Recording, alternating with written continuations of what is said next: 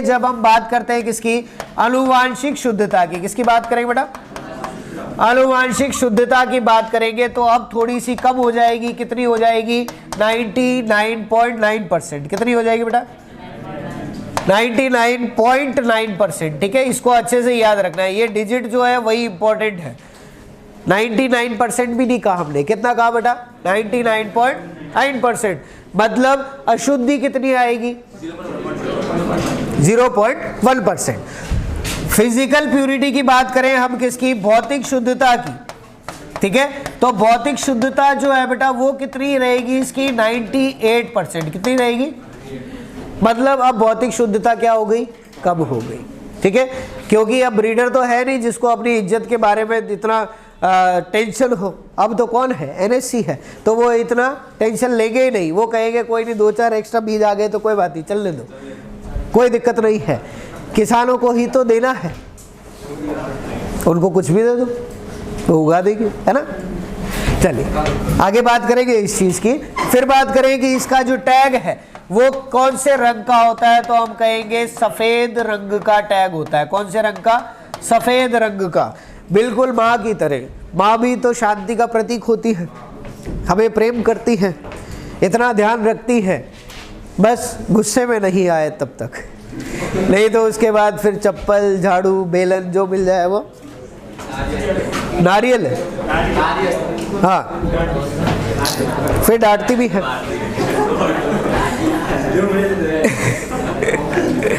अच्छा, किसने कभी मम्मी से मार नहीं खाई, 2-3, ये सब झूठ बोल रहे हैं।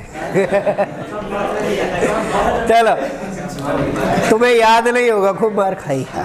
चलो लिख लिया बेटा, ये हमारा फाउंडेशन सीड जो है बेटा उसका टैग होता है।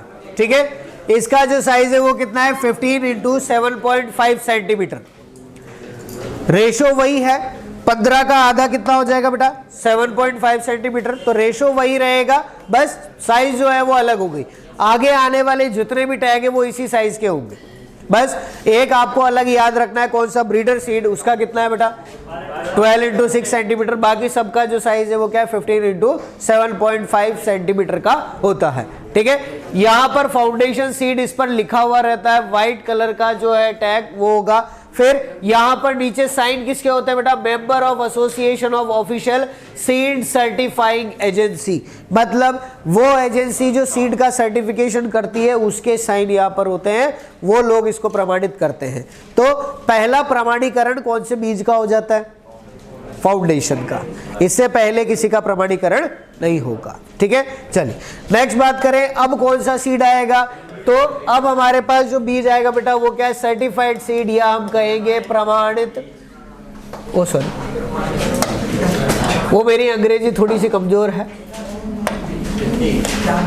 हाँ वही, कौन सा बीज है बेटा, प्रमाणित बीज है। किस, कौन सा है, प्रमाणित बीज, मतलब जिसको हमने प्रमाणित किया है कि इसका उपयोग कौन कर सकता है, किसान कर सकते हैं। कौन कर सकता है, किसान। ठीक है, तो हम कहेंगे कि किसानों को दिया जाने वाला बीज कौन सा है, बिल्कुल कौन सा हुआ, किसानों को दिया जाने वाला बीज जो है वो कौन सा है, प्रमाणित बीज है बेटा। और किसानों को ये बीज जब दिया जाता है उस समय पर क्या क्या चीजें होती है उसकी बात कर लें। तो पहला क्या है कि ये बीज बना किससे है, तो हम बात करेंगे प्रमाणित बीज का जो पैतृक बीज है। कौन सा बीज है बेटा, पैतृक बीज, वो कौन है, इसका आधार बीज है। कौन सा बेटा, आधार बीज जो है उससे इसको बनाया जाता है। फिर बात करें कहां पर बनेगा, कौन बनाएगा, तो अब पूरी जिम्मेदारी जो है ब्रीडर से हट गई, जिम्मेदारी किसने ले ली, एनएससी ने। किसने, एनएससी या तो खुद बना लेती है या फिर दे देती है एसएससी को। किसको, ये स्टाफ सिलेक्शन कमीशन नहीं है, ये क्या है, स्टेट सीड कॉर्पोरेशन, राज्य बीज निगम है। ठीक है, जैसे राजस्थान राज्य बीज निगम है ना, आरएससीसी जिसको कहते हैं, तो या तो एनएससी खुद बनाएगी या एसएससी को दे देगी, तो हम कहेंगे राज्य बीज निगम जो है उसके द्वारा इसका निर्माण जो है वो किया जाता है। ठीक है। और ये कहीं पर भी निर्माण कर सकते हैं, ऐसा कोई, अब इसमें कोई भी हमारे पास ऐसी चीज नहीं रही जिसके लिए हमको रुकना पड़े, ठीक है। हो सकता है कोई बहुत अच्छा किसान है जो बहुत अच्छे से खेती करना जानता है, उसके फार्म पर आपने कर लिया, या फिर बात करें आसपास कोई खेत ही नहीं है 10 किलोमीटर तक, ठीक है, वहां पर पानी अच्छा है, सब बढ़िया है, वहां पर आप जा भी सकते हो, तो ऐसी जगह मिल गई तो वहां कर लो। सीड प्रोडक्शन करना है, सिर्फ मल्टीप्लाई करना है, तो ये कहीं पर भी किया जा सकता है। पर ज्यादातर जो है वो कहाँ किया जाता है बेटा, फार्मर की फील्ड पर या फिर केवीके पर किया जाता है। कहां पर? कृषि विज्ञान केंद्रों पर किया जाता है, ठीक है। फिर बात करें बेटा इसकी जेनेटिक प्योरिटी या इसकी आनुवांशिक शुद्धता जो है वो कितनी रह जाती है? 98% रह जाती है। कितनी? 98%। और ये जरूरी नहीं है कि इतनी रहे, इससे कम भी हो सकती है, बट ये हमारे पास क्या है, मिनिमम स्टैंडर्ड है। अगर 98% से कम जेनेटिक प्योरिटी है तो आप ऐसे सीड का यूज नहीं कर सकते, ठीक है। 98% से कम जेनेटिक प्योरिटी का मतलब ये हो गया कि अगर आपके पास 2 है तो वो कितने हो जाएगा अगले साल में? 4, फिर उसके अगले साल 16, 6 नहीं होगा, मल्टीप्लाई जो है वो उसी चीज को करना है। 1 से 10 बना, 10 से 100, 100 से 10,000, तो ऐसी 2 है तो 2 से 4 बनेगा, 4 से कितना? 8, 8 से 16, इस तरह से वो मल्टीप्लाई होता हुआ चल जाएगा। हाँ 2% है ना बेटा, 10% नहीं बढ़ा रहे, 2% लेकर चल रहे हैं कि 2% ही था, उसी को मल्टीप्लाई कर रहे हैं, तब जाकर ऐसे बढ़ेगा। ये वो क्वेश्चन है जो क्लास में पूछा भी था कि अगर एक ग्लास है उसके अंदर एक कोशिका रखी है, वो कोशिका 1 मिनट में डिवाइड होकर 1 से 2 हो जाती है, ठीक है। उस ग्लास को आधा भरने में आधा घंटा लगा है, तो पूरा भरने में कितना टाइम लगेगा? बता दिया था, वही चीज है, क्योंकि वो आधे से सारे एक साथ डबल हो जाएंगे, वही चीज है। तो वो जस्ट क्या होगा? डबल। तो 2 का डबल क्या हो गया? 4। 4 है, वो सारे के सारे अब 4 बनाएंगे तो क्या हो जाएगा? 16। इस तरह से मल्टीप्लाई होता है, वो रहने दो। फिर बात करें फिजिकल प्यूरिटी की बेटा, हमारे जो भौतिक शुद्धता है, तो भौतिक शुद्धता भी कितनी है इसकी? 98%। ये तो हमें रट लेनी है, इससे कम करनी नहीं है, क्योंकि भौतिक शुद्धता जो है वो मिनिमम है, ठीक है। दोनों चीजें स्टैंडर्ड है। आपको अगर पूछ ले भौतिक शुद्धता कितनी हो सकती है, तो हम कहेंगे 2% ज्यादा से ज्यादा हो सकती है, उससे ज्यादा नहीं करती भौतिक अशुद्धता। या फिर पूछ ले आपको आनुवांशिक अशुद्धता कितनी हो सकती है, तो वो भी ज्यादा से ज्यादा कितनी है? 2% है, उससे ज्यादा नहीं होनी चाहिए। कई कई सीट में एक्सेप्शंस है, लेकिन हमको सबके लिए जनरल यही याद रखना है।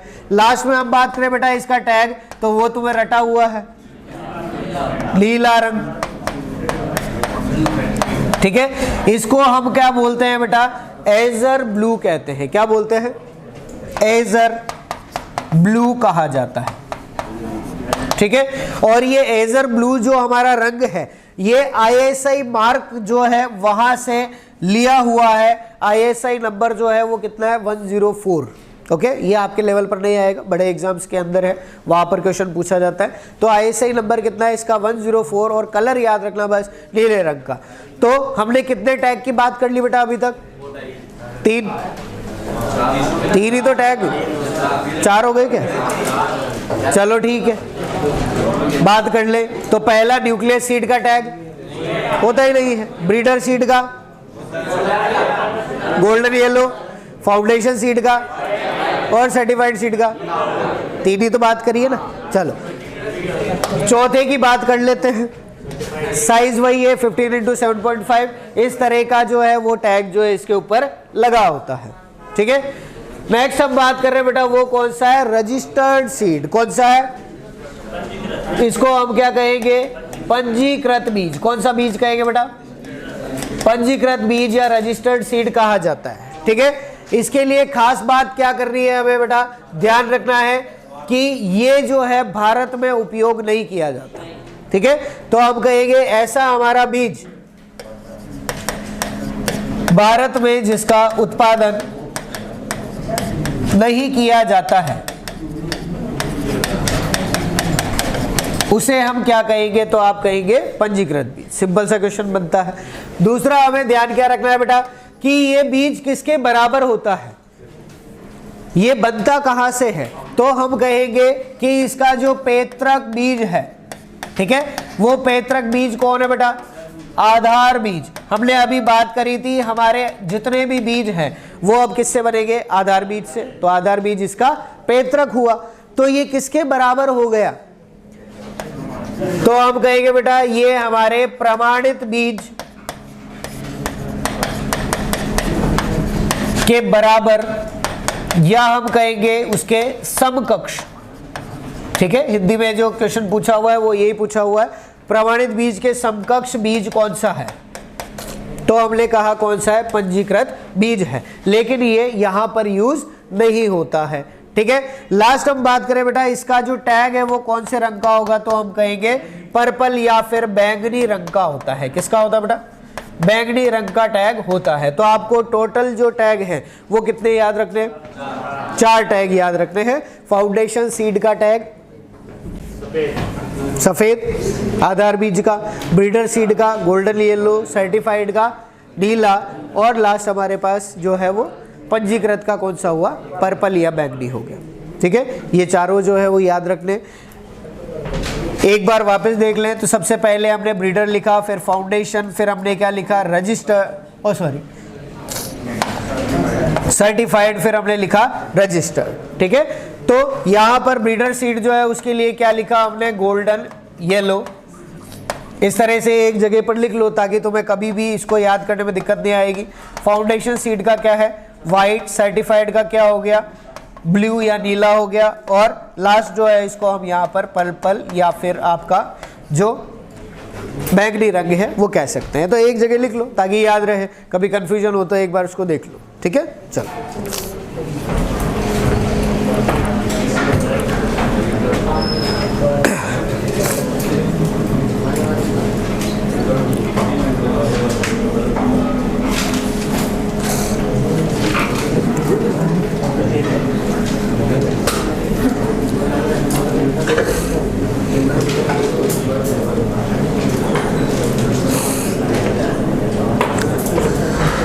चलो लिख लिया।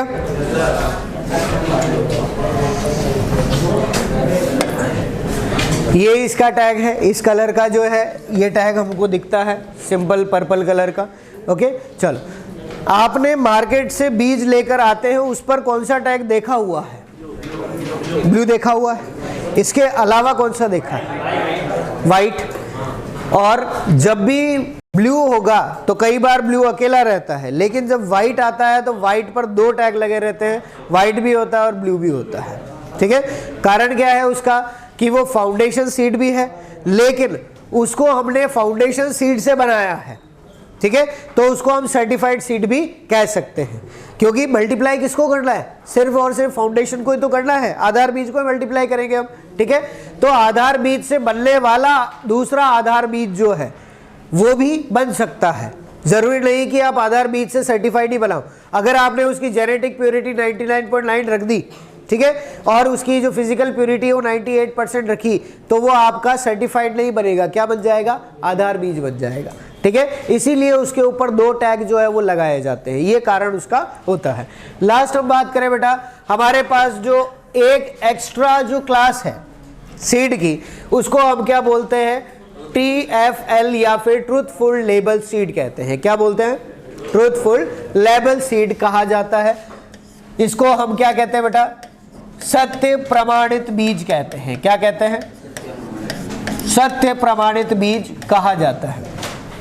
ठीक है, ये क्या है, प्रमाणित बीज है, लेकिन कैसा प्रमाणित बीज है, सत्य है। ठीक है, मतलब ये प्रमाणित किया जाता है कि इस सीड पर या उसके टैग पर जो भी लिखा हुआ है वो क्या है, सत्य है। ठीक है, ये कौन बनाता है वो इंपॉर्टेंट है बेटा, इसको याद रखना है। इसको हम दूसरा नाम भी देते हैं, इसको TFL बीज कहा जाता है, TFL सीड कहा जाता है, ट्रूथफुल लेबल सीड इसको कहते हैं। ये कौन बनाता है या किसके पास इसको बनाने का अधिकार है वो हमें अच्छे से याद रखना है। ये कौन बनाता है, निजी बीज कंपनियां बनाती है। कौन बनाती है बेटा, निजी बीज कंपनी द्वारा निर्मित होता है वो बनाती है, या फिर किसान बना सकते हैं। किसान इतने इंपॉर्टेंट नहीं, निजी बीज कंपनियां, जितने भी प्राइवेट सीड कंपनीज होगी उनके द्वारा बनाया जाने वाला बीज क्या कहलाता है? ट्रूथफुल लेबल सीड कहलाता है। और ये वो टैग है जो आपने सबसे ज्यादा देखा है लेकिन आपने ध्यान नहीं दिया। ठीक है, अभी बात करेंगे कैसा इसका टैग है, एक बार इसको देख ले, फिर बात कर ले बेटा ये कैसा बीज है, ये किसके बराबर है? ये बीज किसके बराबर होगा?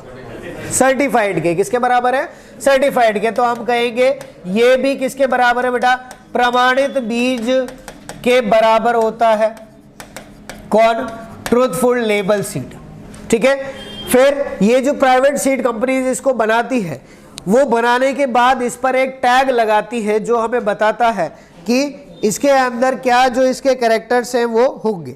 ठीक है, तो उस टाइम पर खास बात क्या ध्यान रखनी है बेटा, इसका जो टैग होता है ना वो टैग कैसा होता है? प्रिंटेड होता है। कैसा होता है? मतलब अलग से टैग नहीं होता, प्रिंट किया हुआ होता है, छपा हुआ टैग होता है। ठीक है, आपने देखा कोई प्राइवेट बीज आप लेकर आते हैं उसके ऊपर टैग लगा हुआ? नहीं होता। ठीक है, एक जगह पर है वो प्रिंट किया हुआ टैग होता है बेटा। कौन से कलर का? तो हम कहते हैं ओपल ग्रीन कलर का। कौन से कलर का? ओपन ग्रीन कलर का, या फिर आप सिंपल कह सकते हो हरे रंग का। कौन से रंग का? हरे रंग का, या ओपल ग्रीन कहा जाता है। एप्पल ग्रीन नहीं है, ओपल ग्रीन है। ठीक है, ओपल ग्रीन या फिर हरे रंग का, हल्के हरे रंग का एक टैग जो है वो हमको यहाँ पर दिखाई देगा। किस तरह से होता है आपने देखा हुआ है, एक बॉक्स बना हुआ रहता है, थोड़ा सा अलग सा हरा रंग है, वो डार्क भी नहीं है, लाइट जैसा भी नहीं लगता, थोड़ा सा अलग लगता है। कुछ इस तरह का टैग होता है, इस तरह का बॉक्स बना हुआ होता है। जिस तरफ सीड का नाम लिखा हुआ उसके जस्ट ऑपोजिट साइड में पीछे की तरफ छपा हुआ ऐसा होता है। देख लिया? चलो, इसको कहा जाता है ओपल ग्रीन। अब यहां पर क्या क्या चीजें होती है वो सुन लो। इसके अंदर जो बेटा सबसे पहले तो क्या होता है, यहां पर लिखा होता है आपका क्रॉप। ठीक है, दूसरा होता है लेबल नंबर, कि ये लेबल कौन से नंबर का है, लॉट नंबर है, जर्मिनेशन परसेंटेज है। ठीक है, ये सिंपल सी चीजें। इंपॉर्टेंट क्या है वो सुन लो। यहां पर मेन हमारे पास आता है date of testing, date of packing, valid up to. अभी तक किसी बीज में नहीं लिखा जाता कि वो कितने साल के लिए वैलिड है, लेकिन इस बीज पर लिखा जाता है कि इसकी एक्सपायरी डेट कब है। ठीक है, इस बीज पर लिखा हुआ आता है। फिर बात करें इसका वजन कितना है, इसके पैसे कितने हैं, वो सारी चीज लिखी होगी। दूसरी बेटा यहाँ पर क्या लिखा? Physical purity. क्या लिखी है? ठीक है, कितनी है? मिनिमम 98%। कितनी है? मिनिमम है। दूसरी हम बात करें अदर क्रॉप सीड, कितने है बेटा? अदर क्रॉप सीड, और 10% ही है, मैक्सिमम 10 पर kg। मतलब 1 kg है तो उसमें कितने हैं? 10 सीड है। और ये मैंने बताया भी था कि किसी सीड लॉट में अगर दूसरी फसल के बीज होंगे तो उसको नंबर में गिना जाएगा। बताया था ना? सही है चीज वो। ओके, नेक्स्ट बात करें इसमें जेनेटिक प्योरिटी कितनी है? मिनिमम 98%। फिर बात करें इसके अंदर आपको दे रखा है वीट सीड्स जो है वो परसेंटेज के अंदर आ जाएगा, या फिर ये डिल दे रखा है बेटा, इसके अंदर कुछ और चीज होगी वो। ठीक है, फिर बात करें इसके अंदर प्लेस जो है कि इसको किस जगह बनाया गया। ठीक है, ये सारी चीजें इस पर लिखी हुई रहती है। इतनी सारी चीजें क्यों लिखी है इसका कारण पता है क्या? क्योंकि कौन बना रहा है? Private seed company. और प्राइवेट सीड कंपनी ने कोई गड़बड़ कर दी तो उसके लिए ये चीज लिखी हुई रहती है। इसीलिए हमने इसका नाम क्या लिखा बेटा? ट्रूथफुल लेबल सीड लिखा है कि यहाँ पर जो लेबल लगा हुआ है ये क्या है? सत्य है। ठीक है, अगर ये सैंपल फेल हो जाता है तो प्रॉब्लम है। किसको? सीड कंपनी को प्रॉब्लम होती है, उनके खिलाफ सीधा क्या होता है? केस होता है। ठीक है, फिर बात करें बेटा, एक यहां पर जो है वार्निंग लिखी हुई है कि परचेज सील्ड पाउच ओनली, मतलब ये पैक हो तभी खरीदना है, खुला हुआ होगा तो हमारी गारंटी नहीं है। ठीक है, हाँ तो क्यों गारंटी लेगा? तुमने पैकेट खोल के उसके अंदर दूसरे बीज डाल दिए, फिर ठीक है, इसलिए इसको हमेशा जो पैक्ड है उसी के अंदर यूज करते हैं। एक यहाँ पर लास्ट जो है बेटा यहाँ इसके अंदर नहीं है इस टैग में, बाकी रेड कलर में एक बॉक्स और बना हुआ रहता है, ठीक है। ब्लैक कलर का बॉक्स होगा, रेड कलर का बॉक्स होता है, उसके अंदर रेड कलर से लिखा हुआ जाता है पॉइजन, ठीक है। और फिर लिखा हुआ रहता है कि इसको किससे ट्रीट किया गया है, थायरम से, कैप्टान से, कार्बनडाइजिम किससे, उसमें लिखा रहता है। अगर घर पे कभी बीज लेकर आया तो उसके अंदर देखना रेड कलर की लाइन से एक बॉक्स बना होता है, उसके अंदर रेड कलर से लिखा हुआ होता है this seed is treated with this carbendazim, और ये लिखा हुआ है ना, ठीक। इसमें भी लिखा हुआ है, अच्छा ये कार्बनडाइजिम लिखा हुआ है। अभी ज्यादातर जो हो सकता है पुराना टैग हो, अभी जो आ रहे हैं उसके अंदर बॉक्स बना रहता है, उस बॉक्स के अंदर होता है, ठीक है। ये चीज मैं बता रहा हूं, बट लिखा हुआ तो है ना कि कार्बनडाइजिम से है, ठीक है। इसीलिए इसका यूज जो है वो बहुत सावधानी से करना होता है। ये नहीं कि तुम मूंगफली का बीज ले आए और खाने ले बैठ गए कि कोई बात नहीं, बो देंगे थोड़ी सी खा लेता हूँ मैं, तो थोड़ी सी नहीं खानी है, ये नहीं खा सकते बेटा, ठीक है। तो ये हमारी क्या है, सीड क्लासेस है, इसके बाहर एक भी क्वेश्चन नहीं जाता है, ठीक है। टीएफएल अभी तक नहीं पढ़ा होगा आपने कहीं पर भी, टीएफएल भी पढ़ लिया, इसके बाहर कोई क्वेश्चन नहीं जाएगा। ये सीड क्लासेस जो है वो हमारी कंप्लीट है, समझ में आ गई, कोई दिक्कत इसमें, ठीक है। इसको अच्छे से एक बार क्लासेस को रिवाइज कर लेना, क्योंकि क्लासेस से क्वेश्चन जो है वो ज़्यादा बनते हैं, जो बीच में से क्वेश्चन आते हैं वो इन क्लासेस से आते हैं। अब मुझे एक बात बताओ, सबसे ज़्यादा अनुवांशिक शुद्धता कौन से बीज की थी, केंद्रक बीज की, उससे कम ब्रीडर, उससे कम फाउंडेशन, उससे कम। चलो अब अपना कॉन्सेप्ट यहां पर आ जाता है। हमने कहा फाउंडेशन सीड की जो अनुवांशिक शुद्धता है वो कितनी है, 99 सर्टिफाइड की कितनी है, 98%। तो अब अपन वापस पृथक्करण दूरी पे चले। पृथक्करण दूरी क्या थी, दो किस्मों के बीच में रखी जाने वाली दूरी।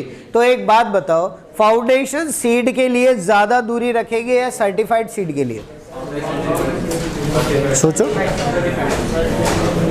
क्यों सर्टिफाइड के लिए क्यों रखेंगे, ज्यादा प्योरिटी किसकी है, आधार बीज की, तो उसको ज्यादा प्योर रखना है तो सावधानी ज्यादा रखनी पड़ेगी, इसीलिए दूरी भी ज्यादा किसकी होगी, फाउंडेशन सीड की दूरी जो है वो हमेशा ज्यादा होगी। और यही वो चीज थी जो मैंने कही थी बेटा कि अपन बात करेंगे, ठीक है, ओके। अब यहां पर देख लो हमको क्या दिया है, सर्टिफाइड सीड और फाउंडेशन सीड।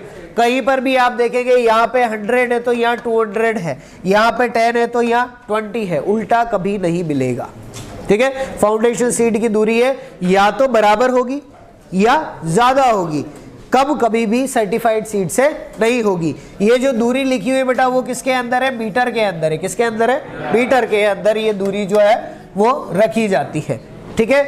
अब तो समझ में आ गया। चलो दूसरा कॉन्सेप्ट हमने बात करी थी कि हमारी जो सेल्फ पॉलिनेटेड क्रॉप्स हैं या फिर हमारी जो स्वपरागित फसलें हैं, कौन सी बेटा, स्वपरागित फसलें, उनकी दूरी क्या होगी, कब होगी, और परपरागित की क्या होगी, ज्यादा होगी। तो अगर ये 100 और 200 ज्यादा लग रहे हैं तो ये परपरागित फसलें इनकी देख लो, ठीक है, ज्यादा है, समझ में आ गई। अब इसके अंदर से सुन लो, याद क्या करना है आपको, सिर्फ एक अलग से याद रखना है, राइस हाइब्रिड। मतलब जब आप राइस की हाइब्रिड वैरायटी कोई नई बना रहे हैं तब कितनी दूरी रखेंगे वो याद करनी है अलग से। दूसरा एक चने की याद रखनी है बेटा, ब्लैक ग्राम जो है, ओ सॉरी उड़द और मूंग की, चने की तो 3 ही है, सही है, ठीक है। तो आपके मूंग और उड़द किसकी बात करेंगे, मूंग और उड़द की बात करेंगे। कारण क्या है बेटा, मूंग और उड़द के अंदर जो है वो मधुमक्खी के द्वारा पॉलिनेशन होता है। गर्मियों का समय है, जब हम लगाएंगे तो मधुमक्खियों के पास भोजन नहीं होता, तो उस समय पर वो इनके फूलों से क्या करती है, रस चूसती है। इस वजह से कभी कभी जो है वो थोड़ा क्रॉस पॉलिनेशन हो जाता है, इसीलिए इसको अलग से याद करना। बाकी सबके अंदर कितना करना है, 3 मीटर करना है। कितने मीटर, आगे बात समझ में। किसके अंदर, सेल्फ पॉलिनेटेड या स्वपरागित। स्वपरागित परपरागित तो पता है तुम्हें कौन कौन सी होती है, कौन सी नहीं होती है, ठीक है। नहीं पता है तो ये नाम लिखे हुए तुम्हारे सामने। लेग्यूमिनेसी की जितनी भी फसलें हैं फेबेसी की, वो सारी की सारी कैसी है? स्वपरागित है, एक को छोड़कर। कौन सी? अरहर, जो क्या है? ऑफन क्रॉस पॉलिनेटेड है, मतलब कभी कभी क्रॉस पॉलिनेशन होता है। बाकी सब कैसी है? स्वपरागित है, सेल्फ पॉलिनेटेड होगी।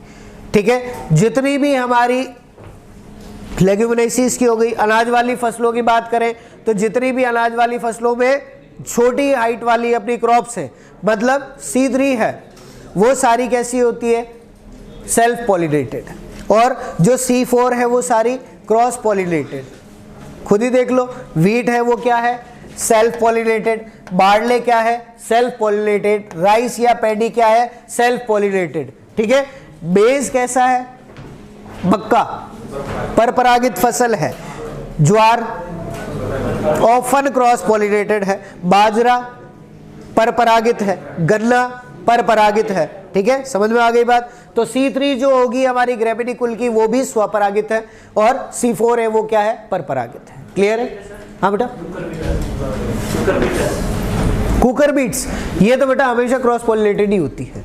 कारण क्या है? इसमें अलग अलग प्रकार के फूल आते हैं। स्टेबिनेट है, पिस्टिलेट है, किसी में दोनों एक साथ भी होते हैं, उभयलिंगी फूल भी आते हैं, अलग अलग आते हैं, तो इसीलिए वो हमेशा क्या होती है? क्रॉस पॉलिनेटेड हम कहते हैं। ठीक है, एक बार सर से और कंफर्म कर लेना, मेरे को तो यही पता है कि ये कॉन्सेप्ट यहाँ पर काम करता है। ठीक है, एक बार उनसे और पूछ लेना इस बारे में। ठीक है, चलिए, तो वीट और बार्ले, राइस अलग है, ग्राउंडनट हो गया, चिकपी, सोयाबीन, जितनी भी लेग्यूमिनेसी की और हमारी C3 है वो सारी कैसी है? स्वपरागित। इसके अलावा जितनी भी है वो सारी क्या है? परपरागित। सिंपल सा कॉन्सेप्ट है, याद रख सकते हो। अलग से याद क्या रखना है? एक मूंग और उड़द और एक राइस हाइब्रिड। तो राइस हाइब्रिड के लिए 100 मीटर रखी जाती है दूरी। 100 मीटर। 100 मीटर कितना होता है? ज्यादा होता है। 100 मीटर ज्यादा लग रहा है, 200 मीटर दौड़ दो, वो और ज्यादा दूर है। तो ये जो डिस्टेंस रखा जा रहा है किसके बीच में रखा जा रहा है? दो वेराइटीज के बीच में। और कहां पर रखा जाएगा? जहां पर सीड प्रोडक्शन होगा। ऐसा नहीं तुम घर पे जाके पापा को, पापा पड़ोसी ने अगर गेहूं लगा रखा तो आप 2 किलोमीटर दूर लगाओ। ठीक है, ऐसा नहीं करना है। गेहूं के लिए तो 3 मीटर की दूरी काफी है। ठीक है, चलो लिख लिया। ये 2 अलग से लिख लो, बाकी इसके अलावा सबके नाम लिखो और 3 मीटर लिख दो, बस काम खत्म।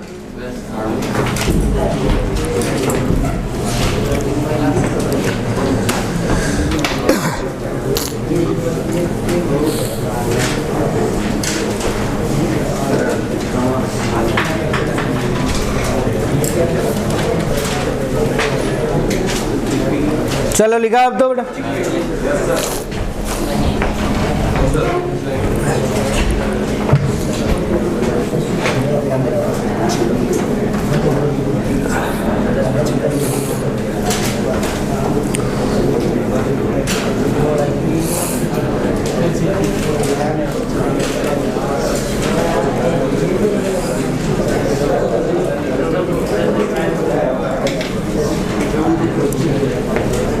अब तो लिख लिया, 3 ही तो नाम लिखने हैं।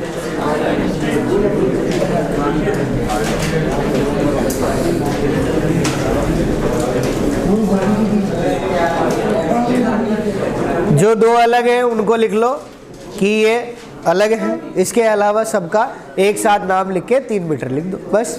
चाहे वो फाउंडेशन सीड हो या सर्टिफाइड सीड हो, वो सबके लिए काम आ जाएगा। ठीक है, चलो अब तो लिखा बेटा।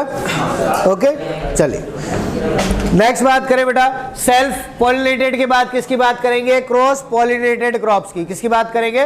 क्रॉस पॉलिनेटेड क्रॉप्स की। क्रॉस पॉलिनेटेड या फिर जो हमारी परपरागित फसलें हैं, इसके लिए जब बात की जाएगी बेटा तो इनकी पृथक्करण दूरी क्या होगी? ज्यादा होगी। ठीक है, ज्यादा होगी, तो इसके अंदर हमें जितना क्रॉस पॉलिनेशन होता है उसके हिसाब से डिस्टेंस अलग अलग रखनी पड़ेगी। ठीक है, सबकी याद रख भी नहीं सकते और रखने की जरूरत भी नहीं है। ठीक है, जो आपको याद रखने हैं मेन वो देख लो बेटा। आपको एक तो याद रखना है मक्का। ठीक है, मेज की बात करें तो मेज में कितने टाइप की वैरायटीज होती है बेटा? दो टाइप की, एक जो है वो कौन सी होती है हमारी कंपोजिट, कौन सी होती है कंपोजिट वैरायटी, एक हमारे पास कौन सी होती है हाइब्रिड या संकर वैरायटी, यही बात करी हमने, है ना। तो संकर किस्में जो है उसके लिए एक बार इसको थोड़ा सा चेक करना, बुक के अंदर चेक करना कि ये 200 जो है वो मीटर में अपना कंपोजिट के लिए या हाइब्रिड के लिए है। हाँ क्या दे रखा है, सिर्फ मक्का दे रखी है, कोई बात नहीं, अभी फिर इसी को देखें, ठीक है। तो हाइब्रिड मेज जो है उसके लिए कितना है बेटा 200 और 400 मीटर, 200 मीटर किसके लिए रखेंगे सर्टिफाइड, 400 किसके लिए रखेंगे। तो ये एक सिंपल सा रूल है कि सर्टिफाइड सीड के लिए जितना रखा जाता है ना, फाउंडेशन सीड के लिए उसका दुगना होता है। जनरल रूल है, सभी के लिए सही नहीं है, बट एक जनरल रूल जो है अपन रख सकते हैं।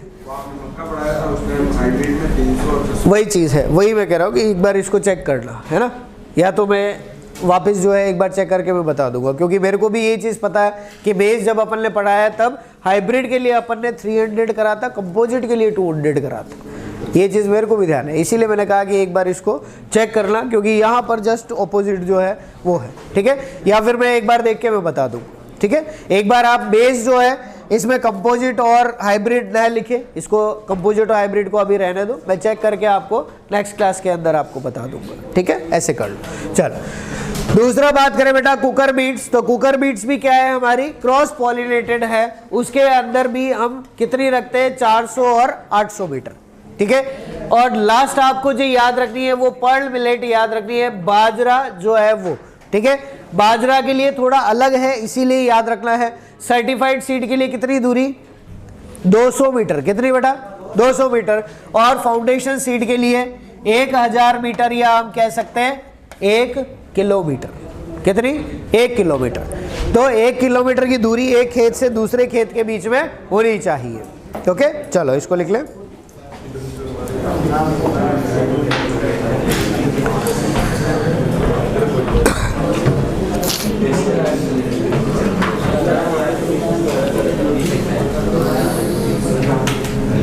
चलो लिख लिया, सभी याद करने की जरूरत नहीं बेटा, 3 याद कर लो, इससे ज़्यादा आपसे नहीं पूछता है और पूछेगा भी नहीं। मेन मक्का की है जो है वो हमें थोड़ा सा ध्यान रखना है।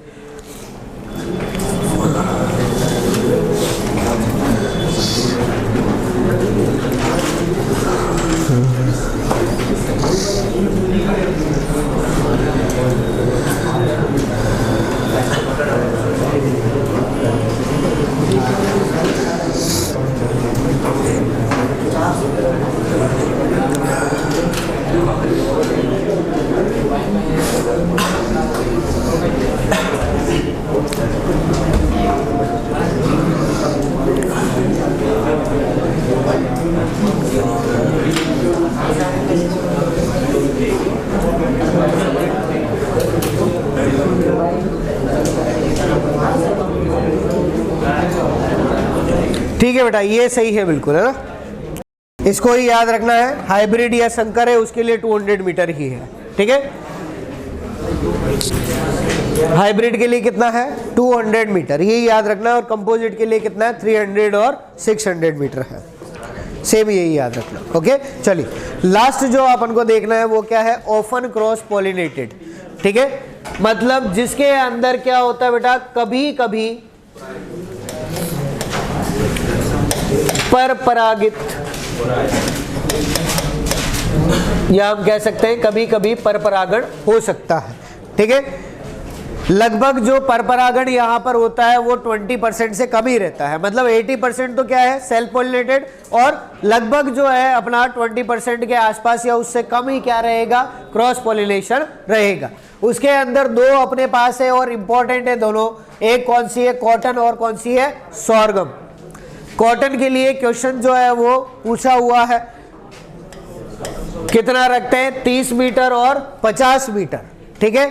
और सोरगम के लिए कितना रखते हैं 100 और 200 मीटर, जितना राइस हाइब्रिड के लिए अपन ने रखा था, ठीक है। तो ये तो हम यहां पर कह सकते हैं बेटा कि इन दोनों में से ज्यादा क्रॉस पॉलिनेशन किस में होता है, इन दोनों में से ज्यादा क्रॉस पॉलिनेशन परपरागण किसके अंदर होता है बताओ? कॉटन के अंदर क्यों होगा? यहां पर तो हमने डिस्टेंस कम रखा है तो परपरागण कम है। जिसके अंदर परपरागण ज्यादा होगा उसका डिस्टेंस ज्यादा रखना पड़ेगा। यही तो हमने बात करी अभी। समझ में आया नहीं समझ में आया? तभी तो हमने स्वपरागित फसलों के लिए 3 मीटर लिखा है, लेकिन परपरागित फसलों के लिए हम पर मिनट में 1 किलोमीटर दूर चले गए। यही कारण है। तो अगर यहाँ डिस्टेंस ज्यादा है तो मतलब यहाँ पॉलिनेशन क्रॉस पॉलिनेशन भी ज्यादा होता है, और डिस्टेंस कम है मतलब यहाँ क्रॉस पॉलिनेशन भी कम होता है। क्लियर है? कोई डाउट इसके अंदर? समझ में आ गया अच्छे से? चलो तो वापस मिलते हैं नेक्स्ट क्लास में अगले हफ्ते। ठीक है, चलो।